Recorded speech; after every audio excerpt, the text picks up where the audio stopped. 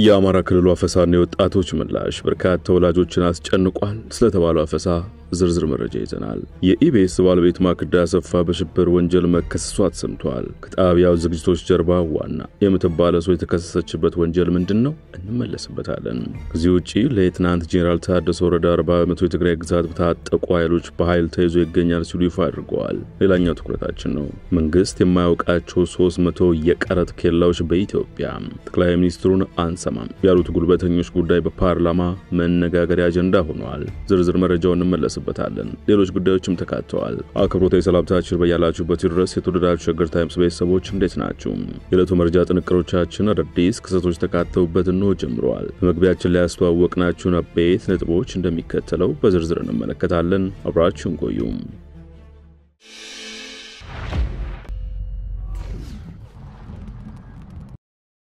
የአማራ ክልሉ አፈሳና የወጣቶች ምላሽ በተለያዩ ከተሞች ወጣቶች በግዳጅ በመንግስት ጸጥታ ኃይሎች የተያዙ የተወሰዱ መሆኑን ነዋሪዎች ቅሬታ አቅርበዋል። ለሀገሩ ዜና ምንጮች ሐሳባቸውን ያጋሩ በባህር ዳር አሬትና ሞጣ እንዲሁም ጋይንት አካባቢ ያሉ ነዋሪዎች በሃያዎቹ መጀመሪያ አካባቢ ያሉ ወጣቶችን የመከላከያና የአድማ ብተና መለዮ የለበሱ የመንግስት ጸጥታ አካላት ወጣቶችን እያፈሱ እስር ቤት እየከተቷቸው ነው ሲሉ ገልጸዋል።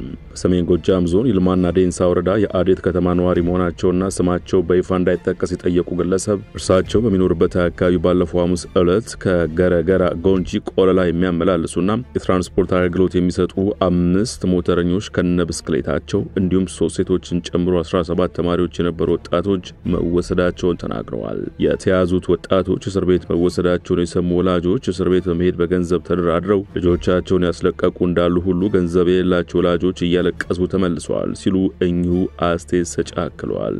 በምስራቅ ጎጃም ዞን ሞጣ ቀራኒዮ ከተማ ነዋሪ መሆኑን የሚናገረውና በደህንነት ስጋት ምክንያት ስሙ እንዳይጠቀስ የፈለገ ግለሰብ በቀራኒዮ ከተማ በርካታ ከ18 እስከ 20 የዕድሜ ክልል ያሉ ወጣቶች እየታፈሱ እንደሆነ ተናግረዋል። በአካባቢው ትምህርት መቋረጡ ከትምህርት ገበታ ውጪ በመሆናቸው በከተማው ያለ ስራ ሲዘዋወሩ የመንግስት ጸጥታ ኃይሎች በብዛት መኪና እየጫኑ ሲወስዷቸው እንደተመለከቱ ይኸው አስተያየት ሰጪ ተናግረዋል። የአካባቢው ነዋሪ ሆነና ስሙ እንዳይጠቀስ የጠየቀ ግለሰብ በደቡብ ጎንደር ዞን ጋይንት ወረዳ ባሉ ንዑስ ወረዳዎች ወጣቶች ብቻ ሳይሆኑ 11 ዓመት ታዳጊ ጭምር በመንግስት ጸጥታ ኃይሎች መወሰዳቸውንና ልጆቻቸውን ለማስለቀቅ ወደ ደብረታቦር ሄዱ ወላጆችም እያለቀሱ መመለሳቸውን እንደተመለከተ አስረድቷል። ሁሉም አስተያየት ሰጪዎች መንግስት በየአካባቢው በግዳጅ የሚሰበስባቸውን ወጣቶች ወደ ወታደራዊ ማሰልጠኛ ካምፕ እያስገባ ነው ብለው ይከሳሉ።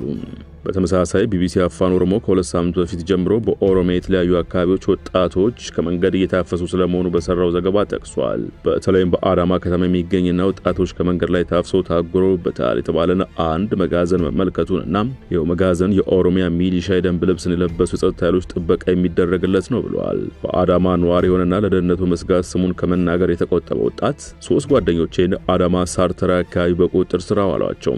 በ10 ሺዎች የሚቆጠር ብር ጉቦ እንዲከፍሉ ተጠየቁም። ከዚያም እነርሱን ለመልቀቅ የግድ ሰዎች መተካት ነበረባቸው። የእነርሱን ቦታ ከተማው ዞር ብለው ሌሎች 3 ሰዎችን ይዘው ከመጡ በኋላ ነው እነዚህ 3ቱን የለቀቁት ሲል ገልጿል። የሀገር መከላከያ ሰራዊት የህዝብ ግንኙነት ኃላፊ ኮሎኔል ጌትነት አዳነ ከቀናት በፊት በወቅቱ የጸጥታ ጉዳይ ላይ ለመከላከያ ቴሌቪዥን በሰጡት መግለጫ ላይ የሰራዊት ምልመላን አስመልክቶ ማብራሪያ ሰጥተዋል።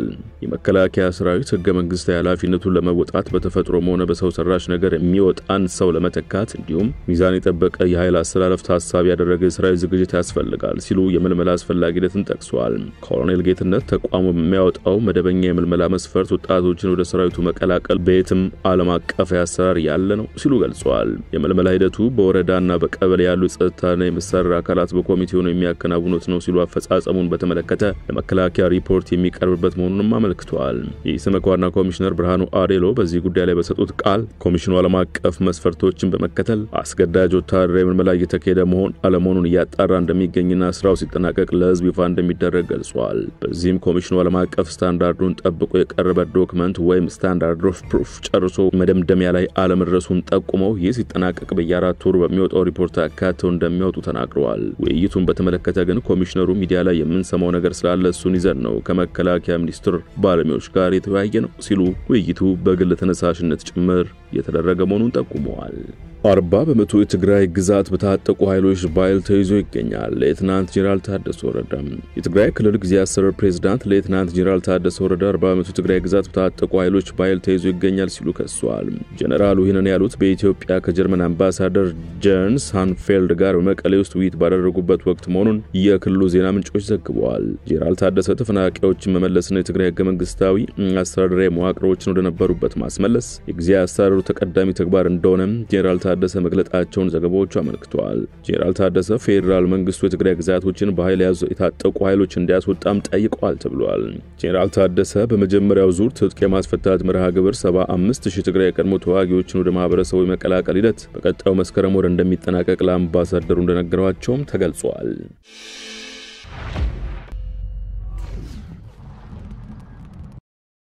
የመረጃ ጥንቅራችን ቀጥሏል። መንግስት የማያውቃቸው 300 የቀረጥ ኬላዎች በኢትዮጵያ መንግስት የማያውቃቸው በክልሎች የሚተዳደሩ 297 ኬላዎች መኖራቸው ይፋ ተደርጓል። ኬላዎቹ በጠቅላይ ሚኒስትሩ ጭምር እንዲነሱ የተወሰኑ ነገር ግን እስካሁን ያልተነሱ በክልሎች የሚተዳደሩ መሆናቸውም ተሰምቷል። ይህ የተነገረው የገቢዎች ሚኒስቴር በትናንትናው ዕለት ለህዝብ እንደራሴዎች ምክር ቤት የ9 ወራት የሥራ ክንውን ሪፖርቱን ባቀረበበት ወቅት ነው። በምክር ቤቱ የፕላን በጀትና ፋይናንስ ጉዳዮች ቋሚ ኮሚቴ በክልሎች እንዲነሱ የተወሰኑ ኬላዎች ባለመነሳታቸው በገቢና ውጭ ንግዶች ላይ እንዲሁም በሸቀጦች ነፃ ዝውውር ላይ አሉታዊ ጫና እያሳደሩ እንደሆነ ማረጋገጡን ተናግረው ለምን ኬላዎች እንዳልተነሱ ጠይቀዋል። የጉምሩክ ኮሚሽን በበኩሉ ጠቅላይ ሚኒስትሩ የፌደራል ፖሊስና ሌሎች ጸጥታ አካላት በተገኙበት በተደጋጋሚ አቅጣጫ ቢሰጡበትም ችግሩ ቀጥሏል ብለዋል። በፓርቲ ጉባኤዎች ላይና በሚኒስትሮች ምክር ቤት ጭምር በክልሎች ያሉ የፌደራል መንግስት የማያውቃቸው ኬላዎች እንዲነሱ መመሪያ ቢተላለፍም በቅርቡ የጸጥታ ችግር በሌለባቸው አካባቢዎች ላይ በተደረገ ጥናት 297 ኬላዎች መኖራቸውን አረጋግጠናል ሲሉ የጉምሩክ ኮሚሽነሩ ደበሌ ቀበታ ተናግረዋል። በህገወጥ ኬላዎች ምክንያት ዜጎች እየተንገላቱ መሆኑን የተናገሩት ኮሚሽነሩ የተከበረውን ምክር ቤት እርዳታ እንሻለን ሲሉ ተደምጠዋል። ቀን ከሌሊት ዋጋ የሚከፍሉ የጸጥታ አካላት እንዳሉ የተናገሩት ኮሚሽነሩ በህግ ላይ የሚያምፁ የጸጥታ አካላት እንዳሉም በምክር ቤት ቆይታቸው ጠቁመዋል። የኢቢኤስ ባለቤት ማክዳ በሽብር ወንጀል መከሰሷ ተሰምቷል። ብርቱካን ተመስገንን ጨምሮ 16 ግለሰቦች ላይ ክስ ተመስርቷል። ብርቱካን ተመስገንን ጨምሮ 16 ግለሰቦች ላይ በኢቢኤስ ቴሌቪዥን የሐሰተኛ መረጃ በማሰራጨት የሽብር ወንጀልን ጨምሮ 3 ክሶች ናቸው የተመሰረቱት። ጠቅላይ አቃቤ ህግ ክስ የመሰረተባቸው ግለሰቦች በአሜሪካና በሀገር ውስጥ የሚገኙ ሲሆን መዓዛ መሐመድ፣ ተስፋዬ ወልደስላሴ፣ ኢቢኤስ ቴሌቪዥን ኃላፊነቱ የተወሰነ የግል ማህበር፣ በአዲስ አበባ ከተማ በተለያዩ ተቋማት የሚሰሩ አመራሮችና ብርቱካን ተመስገንን ጨምሮ 16 ግለሰቦች ናቸው። ከአንደኛ እስከ 6ኛ ያሉ ተከሳሾች የወንጀል ህግ አንቀጽና የሽብር ወንጀልን ለመከላከል ለመቋጠር በወጣው አዋጅ መተላለፍ ክስ ቀርቦባቸዋል። ተከሳሾቹ የፖለቲካ ዓላማን በኃይል ለማስፈጸም በማሰብ በህገ መንግስት የተቋቋመውን የፌደራልና የአማራ ክልል መንግስትን በኃይል በማስወገድ ስልጣን ለመያዝ ካልተሳካ ደግሞ መንግስትን በኃይል በማስገደድ ለድርድር እንዲቀመጥ ማድረግ የሚል ዓላማን በመያዝ መንቀሳቀሳቸው በክሱ ተመላክቷል። ተከሳሾቹ ይህንን ዓላማቸውን ለማሳካት በአማራ ክልል በተለያዩ ዩኒቨርሲቲዎች የሚማሩ የኦሮሞ ብሔር ተወላጅ ተማሪዎች ላይ ከፍተኛ ጥቃት እንዲደርስባቸው በማድረግ በአጸፋው በኦሮሚያ ክልል የሚኖሩ የአማራ ብሔር ተወላጆች ላይ የኦሮሞ ብሔር ተወላጆች አደጋ እንዲያደርሱ ማድረግ የህዝቡን ህይወትና ንብረት ለከፍተኛ አደጋ በማጋለጥ በአገሪቷ ውስጥ ከፍተኛ ትርምስ ለመፍጠር ማሴራቸው ተብራርቷል። በዚህም ኢትዮጵያ ውስጥ የህግ የበላይነት እንዳይኖርና መጨረሻ የሌለው ከፍተኛ የሰው ህይወት እልቂት እንዲከሰት በማድረግ መንግስት አገሪቷን ተረጋግቶ እንዳያስተዳድር የአገሪቷን አንድነትና ሉዓላዊነት እንዳያስጠብቅ ዜጎችን በሰላም የመኖር መብት እንዳያስከብር ለሰው ህይወትና ንብረት ደህንነት ዋስትና እንዳይሆን በማድረግ አጋጣሚውን በመጠቀም ተከሳሾቹ በሀገር ውስጥና ከሀገር ውጭ ሆነው በመናበብ የተመደቡበትን የሥራ ኃላፊነት እንደ መልካም አጋጣሚ በመጠቀም ከመስከረም ወር 2017 ዓ.ም ጀምሮ እስከ መጋቢት ወር 2017 ዓ.ም ድረስ መንቀሳቀሳቸውን ክሱ ያሳያል። የተለያዩ ሐሰተኛ መረጃዎችን በማዘጋጀትና ለስድስተኛ ተከሳሽ ብርቱካን ተመስገን ያስጠኑትን ሐሰተኛ ታሪክ እውነተኛ አስመስሎ በመቅረጽና በሀገር ውስጥና ከሀገር ውጭ ያሉ ዜጋዎች እንዲደርስ በማድረግ በህዝቡ ዘንድ ከፍተኛ ቁጣ እንዲቀሰቀስ ማድረጋቸው ነው አቃቤ ህግ በክሱ ያስረዳው። በዋናነትም ስድስተኛ ተከሳሽ በደምቢ ዶሎ ዩኒቨርሲቲ ተማሪ በነበረችበት ወቅት ጠልፋ እንደተደፈረች በማስመሰል ሐሰተኛ መታወቂያን ጨምሮ የገንዘብ ድጋፍና እቅድ አውጥቶ በመስጠትና በመተግበር በመሳተፋቸው ተከሳሾቹ የሽብር ወንጀል ክስ ቀርቦባቸዋል።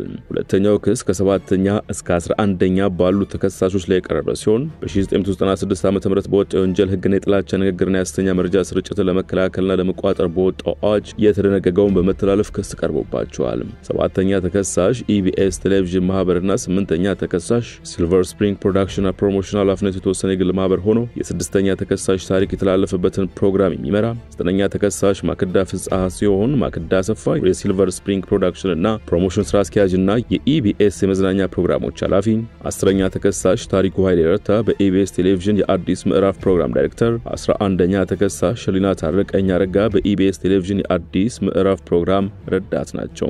በተለይም 9ኛ ተከሳሽ የ6ኛ ተከሳሽ ብርቱካን ተመስገን ታሪክ እውነተኛነቱና ትክክለኛነቱ የሚያጠራጥር ነው። ዩኒቨርሲቲው ስም ባይጠቀስም ባለፉት ዓመታት የዩኒቨርሲቲ ተማሪዎች ታግተው ጠፉ ከተባሉት ጋር የሚገናኝ ታሪክ ስለሚመስል አሁን የተቀረጸው ፕሮግራም ከተሰራጨ በኋላ ሰዎች የሚረዱት የጠፉት ተማሪዎች ጣፋንታ ሞቷል ማለት ነው የሚል ድምዳሜ ላይ የሚያስደርስ ሊሆን ስለሚችልና የታሪክ ከተሰራጨ ሁከትና ብጥብጥን አስነስተው የሰው ሕይወትን ለአደጋ የሚያጋልጥ በመሆኑና ታሪኳ ልክ ባለመሆኑ ኤክስኪዩቲቭ ፕሮዲዩሰር ውሳኔ እንዲሰጡበት እንጠይቃለን የሚል አስተያየት የኢቢኤስ ቴሌቪዥን የሕግ ክፍል ቢያቀርብላትም አስተያየቱና የሥራ ኃላፊነቷን ወደ ጎን በመተው ትክክለኛ ያልሆነ የተቀነባበረ በአዲስ ምዕራፍ ፕሮግራም ለብዙ ሕዝብ እንዲደርስ ያደረገች በመሆኑ ክስ ተመስርቶባታል።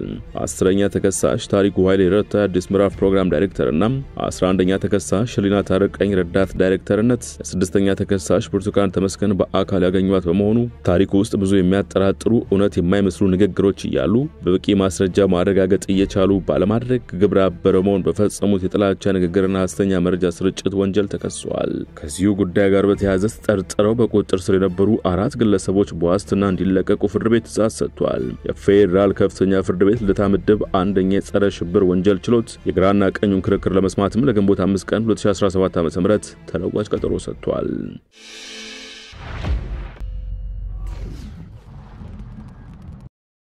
ጥንቅራችን ቀጥሏል። የውጭ ጉዳዮችን እናስከትል። ሱዳን የተባበሩት አረብ ኤሚሬቶችን ከትናንት ጀምሮ በጥላትነት ፈርጃለች። ሱዳን ከኤሚሬቶች ጋር የነበራትን ዲፕሎማሲያዊ ግንኙነትን በማቋረጥም አቡዳቢ የሚገኘውን ኤምባሲዋን ዘግታለች። ሱዳን ይህን እርምጃ የወሰደችው ፈጥኖ ደራሽ ኃይሉ ዳርፉር ውስጥ ለፈጸመው የዘር ማጥፋት ወንጀል ኤሚሬቶች ተባባሪ ሆናለች በማለት ሱዳን ለተባበሩት መንግስታት ፍርድ ቤት ያቀረበችውን ክስ ፍርድ ቤቱ ጉዳዩን የማየት ስልጣን የለኝም በማለት ውድቅ ባደረገ ማግስት ነው። በሌላ በኩል የሱዳን ወታደራዊ መንግስት ጊዜያዊ መቀመጫ የሆነችው ፖርት ሱዳን አውሮፕላን ማረፊያም የሰራዊቱ የጦር ሰፈርና የነዳጅ ዲፖች የድሮን ጥቃቶች ተፈጽመውባቸዋል። የሱዳን ጦር ሰራዊት ለጥቃቶቹ ባላንጣውን የሱዳን ፈጥኖ ደራሽ ድጋፍ ሰጪ ኃይልን ተጠያቂ አድርጓል። ጥቃቶቹን ተከትሎ ተባበሩት መንግስታት ለሀገሪቱ የሚሰጠውን የሰብአዊ እርዳታ ስራ ለጊዜው አቋርጧል። የወደብ ከተማዋ ጦርነቱ ከተጀመረ ወዲህ ከጦርነትና ከአየር ጥቃት ነፃ ሆና ቆይታ ነበር። ፓኪስታን አጸፋዊ እርምጃ ወስዳለች አለች። በህንድና ፓኪስታን መካከል አስፈሪ ጦርነት መጀመሩ ተሰምቷል። ህንድ የአሸባሪዎች መሰባሰቢያ ኢላማ ውስጥ አስገብቼ ጥቃቱን አድርሻለሁ ብትልም የንጹሃን መሰረተ ልማቶች ናቸው የተመቱት በሚል ፓኪስታን ወንጅላለች። ፓኪስታን አጸፋዊ እርምጃ ወስዳለሁ በሚል በመዛት ላይም ትገኛለች። የፓኪስታን መከላከያ ሚኒስትር መሐመድ አሲፍ ኢስላማባድ 5 የህንድን ጀቶች መታመጣሏን ያሳወቁ ሲሆን በጥቃቱ 2 መስጂዶችም ኢላማ ሆነውብናል ብለዋል። ህንድ በምታሳድረው ካሽሚር የሽብር ጥቃት ደርሶ 26 ሰዎች ህይወት ማለፉ ነው። ደልሂ ጥቃቱ ጀርባ ኢስላማባድ አለችበት ማለት ስትወነጅል የቆየችው ህንድና ፓኪስታን በተካታታይ የ172 እና 170 የኒውክሌር ጦር መሳሪያ ባለቤት መሆናቸው ውጥረቱን የከፋ ያደርገዋል። ፕሬዝዳንት ዶናልድ ትራምፕ ጥቃቱን አሳፋሪ በሚል ገልጸውታል ተብሏል። የህንድ ጦር በፓኪስታንና ፓኪስታን በምታስተዳድረው ካሽሚር 9 ኢላማዎችን መትቻለሁ ሲል ፓኪስታን በበኩሏ 5 አካባቢዎች ላይ የተሰነዘረ ጥቃት ነው ብላለች። ጥንቅራችን አበቃ። በያላችሁበት ሰናይ ጊዜ ይሁንላችሁ።